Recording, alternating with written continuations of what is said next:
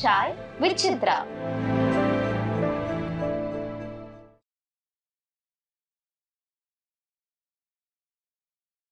அது எனக்கு சார் ஒரு ஆக்டர் வந்து நான் ஃபேன் அப்படின்னு நான் சொல்ல முடியாது சார்.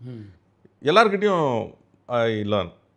இப்போது ஃபார் எக்ஸாம்பிள் குமுத் மிஸ்ரான்னு ஒரு ஆக்டர், அவர் வந்து ஏர்லிஃப்ட்னு ஒரு படம், அதில் வந்து பார்த்தீங்கன்னா அங்கே வந்து குவைட் ஈராக் வார் நடக்கும்போது ஒரு 300 இந்தியன்ஸ் வந்து அங்கே மாட்டிப்பாங்க அந்த வாரில். ஸோ ஒரு ஆள் வந்து அது அக்ஷய்குமார் ப்ளே பண்ணியிருப்பார். அவர் அந்த பொறுப்பு அவரை ஏற்றுக்கிட்டு இவங்க எல்லாம் வந்து இந்தியாவுக்கு ரிட்டர்ன் பண்ணணும் அப்படின்னு சொல்லிட்டு அவர் போராடிட்டு இருப்பார். அங்கேருந்து கால் பண்ணுவார், அப்போ லேண்ட்லைனு. ஸோ கால் பண்ணி இங்கே வந்து மினிஸ்ட்ரி ஆஃப் எக்ஸ்டர்னல் அஃபேர்ஸுக்கு கால் பண்ணுவார். இவங்க யாருமே இல்லை, ஒரு ஸ்டெனோ இருப்பான், அதுதான் குமுத் மிஸ்ரா. அந்த ஸ்டெனோ எடுத்து பேசுவான், என்னன்னா இப்படி 300 பேர் இந்தியன்ஸ் மாட்டியிருக்கோம், எங்களை வந்து நீங்கள் காப்பாற்றணும். சார் நான் வெறும் ஸ்டெனோ, நான் என்ன பண்ண முடியும், என்ன அதுவும் இவர் என்னென்னா மினிஸ்டரோட பிஏக்கு இவர் ஸ்டெனோ, ஸோ நான் என்ன பண்ண முடியும் அப்படிங்கிற மாதிரி அவர் சொல்லுவார்.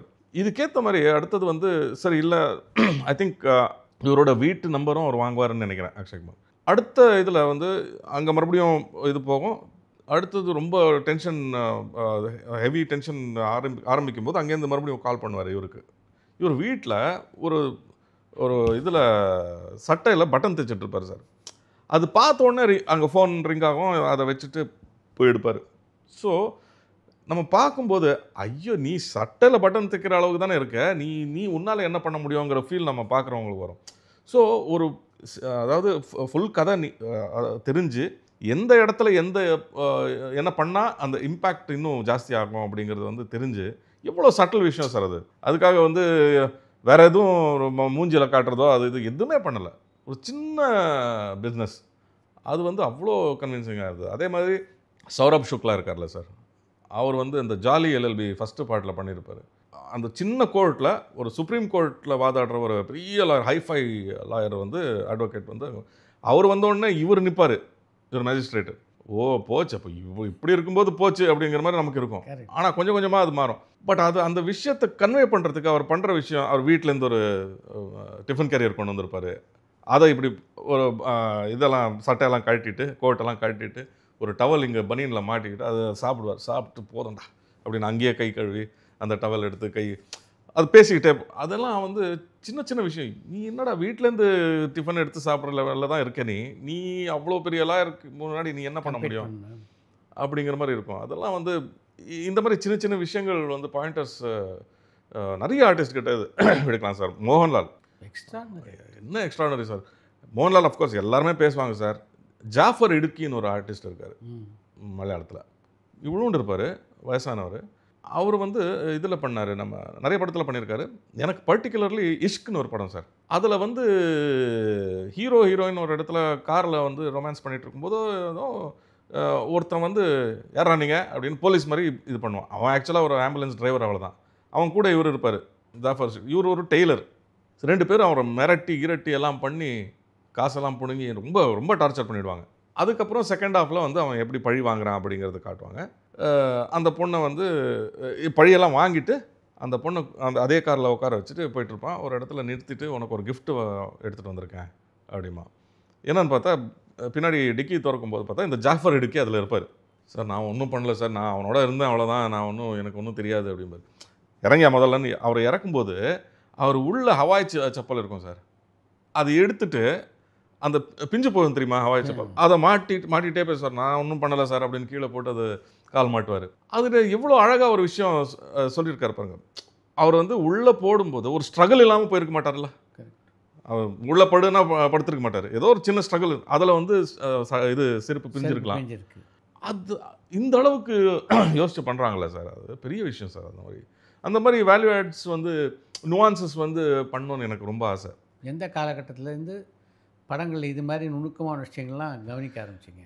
அதான் சார், நாகா சார் கிட்டேருந்து வந்தது தான் சார் இதெல்லாம். அதாவது நம்ம மர்மதேசருக்கு அப்புறம் கூட இந்த மாதிரி ஒரு கேரக்டர் வந்திருக்கு சார், எப்படி பண்ணுறது அப்படின்னா சின்ன சின்ன பாயிண்டர்ஸ் சொல்லுவார். இது வச்சுக்கோ, இந்த மாதிரி பண்ணிக்கோ.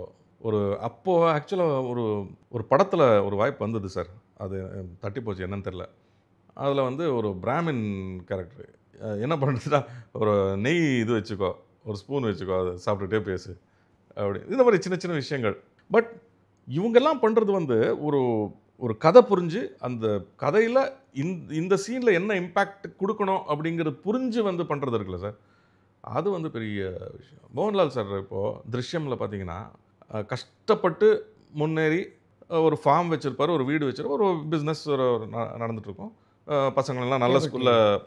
ஆனால் கஷ்டப்பட்டு வந்ததுனால கொஞ்சம் கஞ்சர், அனாவசியமாக செலவு பண்ண மாட்டாருங்கிற மாதிரி ஒரு கேரக்டர். அவர் வந்து அதில் சைக்கிள் தான் ஓட்டிகிட்டு இருப்பார்.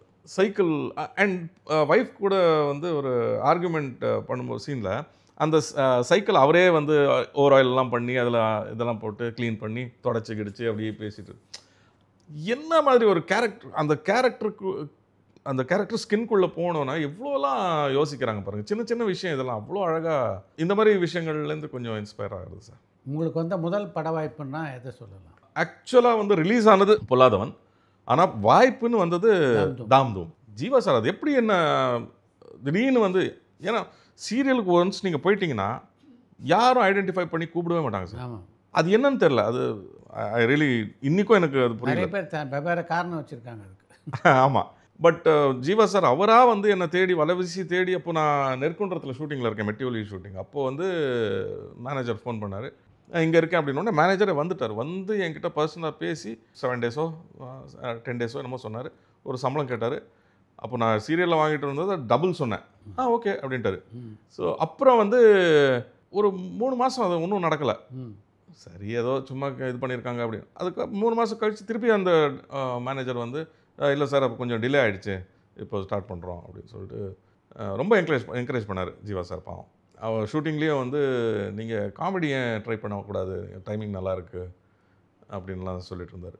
Unfortunately we lost him. உங்களுக்கு இயல்பாகவே வந்து நகைச்சுவை உணர்வு அதிகம், ஆனாலும் அப்படிப்பட்ட கதாபாத்திரங்கள் அமையவே இல்லை. அதை பற்றி என்ன நினைக்கிறீங்க?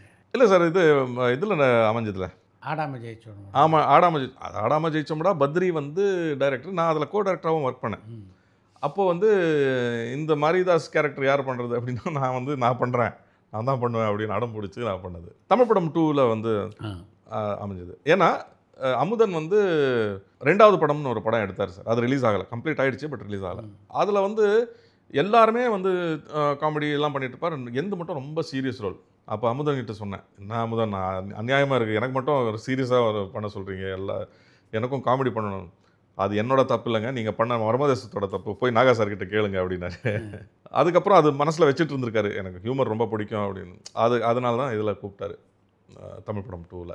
நீங்கள் பண்ண படத்தில் இன்னொரு முக்கியமான படம் இந்த ரிவிலேஷன் அப்படின்ற படம் இல்லையா? ஆமாம் சார். எப்படி அமைஞ்சது அந்த வாய்ப்பு, அந்த படத்துக்கு கிடைச்ச வரவேற்பு எப்படி இருந்தது? அதாவது அந்த சர்க்கிள்ஸில், அது ஃபெஸ்டிவல் சர்க்கிள்ஸில் தான் அது ஓடிச்சு. பட் அது ரொம்ப பார்த்தவங்கெல்லாம் ரொம்ப நல்லா இருக்குன்னாங்க. இன்னி வரைக்கும் அது நிறைய பேர் அதை கோட் பண்ணிகிட்ருப்பாங்க. ரொம்ப ரொம்ப நல்லா இருக்குது, ரொம்ப நல்லா இருந்துச்சு இந்த படம் அப்படின்னு. ரொம்ப நல்ல எக்ஸ்பீரியன்ஸாக இருந்தது சார். இங்கேருந்து கல்கட்டா போய் அங்கே 28 நாள் ஐ திங்க் நம்ம இங்கே புயல் வந்ததில்ல சார் 2015 டிசம்பரில், அந்த டைமில் அங்கே இருக்கோம். ரொம்ப நல்ல எக்ஸ்பீரியன்ஸாக இருந்தது. அது லைவ் சவுண்ட். கல்கட்டா இன்னும் சொல்ல போனால் ரொம்ப நாய்ஸி சிட்டி சார். நேரமும் வந்து பொல்யூஷன் பேன் அடிச்சுக்கிட்டே இருப்பாங்க. அதில் வந்து நான் இது பண்ணோம் லைவ் சவுண்டு. அதெல்லாம் வந்து அந்த டீம் வந்து சின்ன டீம் சார். அந்த சவுண்டு ராஜேஷ்னு ஒருத்தன், அந்த பையன் வந்து சவுண்டும் பார்த்துப்பான், அக்கௌண்ட்ஸும் பார்த்துப்பான். அந்த மாதிரி ஒவ்வொருத்தருக்கும் டபுள் ரோல் ட்ரிபிள் ரோல்லாம் இருக்கும். லோகேஷ் கனகராஜோட பணியாற்றக்கூடிய வாய்ப்பு எப்படி அமைஞ்சது?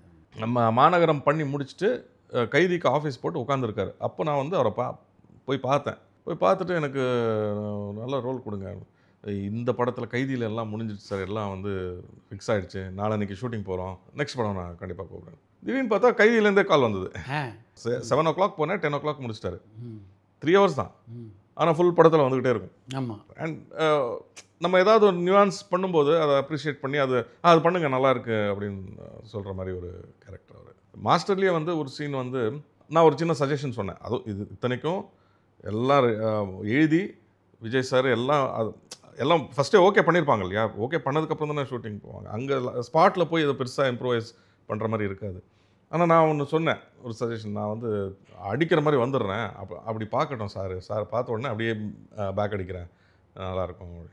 அது எடுத்தாங்க. அது ஆக்சுவலாக லோகேஷ் வந்து ஏற்றுக்கிட்டு, நல்லா இருக்குன்னு ஏற்றுக்கிட்டு அவர் வந்து விஜய் சார் கிட்ட சொல்லி, விஜய் சாரும் ஓகே சொன்னார், நல்லாயிருக்கு அப்படின்னு.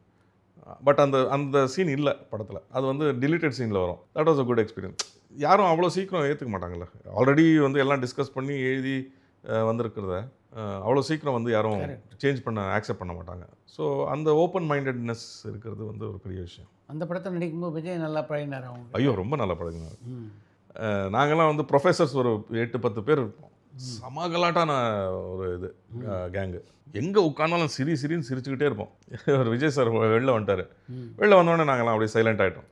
என்ன நான் வந்தோடனே சைலண்ட் ஆகிங்க, வேணா நான் போயிடவா அப்படின்னு. ஐயோ வாங்க சார் உட்காருங்க அப்படின்னு சொல்லிட்டு, அப்புறம் எனக்கும் சிரிக்கணுங்க, அப்படியே ஜாலியாக இருங்க அப்படின்னு. அண்ட் பொண்ணு என்ன பண்ணுறா அப்படின்னு கேட்டார். ட்ரை பண்ணிகிட்டு இருக்கா சார். இப்போ அப்போ படிச்சுட்டு இருக்கா. பட் ஷி டான்ஸஸ் அப்படின்னு சொல்லிட்டு இவரோட ஏதோ ஒரு சாங்குக்கு வந்து டான்ஸ் ஆடி ஒரு வீடியோ இருந்தது. அது காட்டினேன். சார் என்ன சார் என்னை விட பெட்டராக ஆடி இருக்காங்க அப்படின்னு. சார் என்ன சார் இது நீங்களே சொல்கிறீங்களா சார் நல்லாயிருக்கும் அப்படின்னு. ஃபோன் பண்ணி கொடுத்தேன். கொடுங்க சார் தாராளமாக அப்படின்னாரு. ஃபோன் பண்ணி கொடுத்தா ஒய்ஃப் தான் எடுத்தாங்க. எடுத்துகிட்டு இவர் சொல்கிறார், நான் சொல்கிறேன் இந்த மாதிரி விஜய் சார் பேசுகிறாரு, பாப்பா இது பண்ண அப்ரிஷியேட் பண்ணோன்னு சொல்கிறாரு. கொடுத்தா ஹலோ அப்படின்னாரு இவர். அவன் ஹலோ சஞ்சீவ் சும்மா விளையாடாத. நம்பவே இல்லை. அப்புறம் ஐயோ ஷார்ட்டுக்கு போயிட்டு அப்புறம் திருப்பி கிடைக்காது, சீரியஸாக அவர் தான் பேசுகிறாரு அப்படின்னு சொல்லி அப்புறம் பேசினாங்க. அவர் ரொம்ப அப்ரிஷியேட் பண்ணார். அப்படி என்னை விட பெட்டராக ஆடி இருக்கேன்னு சொல்கிறதுக்கு ஒரு மனசு வரணும் சார். அர்ஜுன் தாஸ் வச்சு ஒரு படம் டைரக்ட் பண்ணுறதா இருந்தீங்களா நீங்கள்? ஆமாம் சார், அதுதான் அந்த ஃபஸ்ட்டு படம். அது அர்ஜுன் தாஸ் மட்டும் இல்லை, அர்ஜுன் தாஸ், சந்தீப் கிஷன், அப்புறம் இன்னொரு பையன், 3 ஹீரோஸு, இன்னும் 2 முக்கியமான கேரக்டர்ஸ், 5 ஃப்ரெண்ட்ஸு காலேஜ் ஃபைனல் இயரில் இருப்பாங்க. அந்த ஃபைனல் சத்யஜோதிகா பண்ணுறதா இருந்தது. ஆமாம் சார். ஆமாம். அப்போவே அர்ஜுன் தாஸ் வந்திருக்க வேண்டியது சார். ஆமாம்மா. ஆக்சுவலாக அந்த ரோலுக்கு வேறு யாரையோ ஃபிக்ஸ் பண்ணியிருந்தோம். அதுக்கப்புறம் அர்ஜுன் தாஸ் ஃபோட்டோ பார்த்த உடனே நான் நம்ம அர்ஜுன் அந்த தியாகராஜன் சார் சன் அர்ஜுன் கிட்ட சொன்னேன், இந்த பையன் இந்த ரோலுக்கு சூப்பராக இருப்பான். அப்போ அவர் படங்கள் நடிச்சிட்டு இருந்தார். இன்னும் இல்லை. அப்போ அவர் ரேடியோ ஜாக்கியாக இருந்தார். அர்ஜுன் தாஸ் அறிமுகமாக இருக்க வேண்டிய படம் அது. ஆமாம். அவர் வந்து துபாயிலேருந்து அப்போ தான் வந்திருந்தார். வந்து இங்கே ட்ரை பண்ணிட்டு இருக்காரு அண்ட் ரேடியோ ஜாக்கியாக இருக்கார்.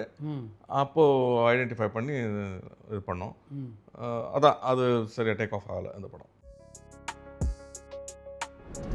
எந்த காலகட்டத்தில் டைரக்ட் பண்ணணும்னு தோணுச்சு? புது ஐடியா டெவலப் பண்ணுறது அதெல்லாம் ரொம்ப ஒரு எக்ஸைட்டிங்கான ஒரு ப்ராசஸாக எனக்கு எப்போவுமே இருக்கும். இது வந்து 2007 வந்து யூஎஸ்க்கு போனோம் சார். அப்போது என்ன அதுக்கு முன்னாடியே வந்து கதை எழுதி ஆஃபீஸில் போய் தியாகராஜன் சார் கிட்ட சொல்லிட்டேன். விடுதலை எப்படிப்பட்ட பாராட்டுக்களை உங்களுக்கு பெற்று தந்த படம்? உங்களுடைய நடிப்பை பற்றி விமர்சனங்கள்லாம் வருமா? விடுதலை ஃபஸ்ட் டே ஃபஸ்ட் ஷோ வந்து ஏஜிஎஸில் பார்க்க போயிருந்தோம். நான் ஒய்ஃபு பாப்பா போய் பார்த்துட்டு வெளில வரேன். பல திரை நடிகர்களுக்கு நீங்கள் பின்னணி குரல் கொடுத்துருக்கீங்க. அதில் உங்களுக்கு ரொம்ப சாட்டிஸ்ஃபைங்காக இருந்தது எனக்கு ஃபஸ்ட்டு வந்து அஞ்சானில் மனோஜ் பாஜ்பாய். டூரிங் டாக்கீஸ் சேனலை லைக் பண்ணுங்க, ஷேர் பண்ணுங்க, சப்ஸ்கிரைப் பண்ணுங்க.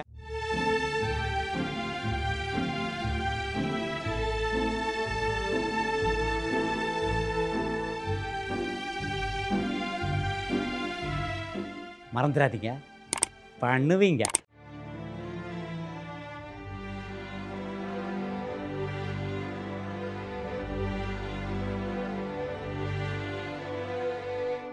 பரபரப்பான சினிமா செய்திகள், நட்சத்திரங்களின் பேட்டிகள், சினிமா வரலாறு ஆகியவற்றை பார்க்கவும் படிக்கவும் உங்களுக்கான இணையதளம் touringtalkies.co.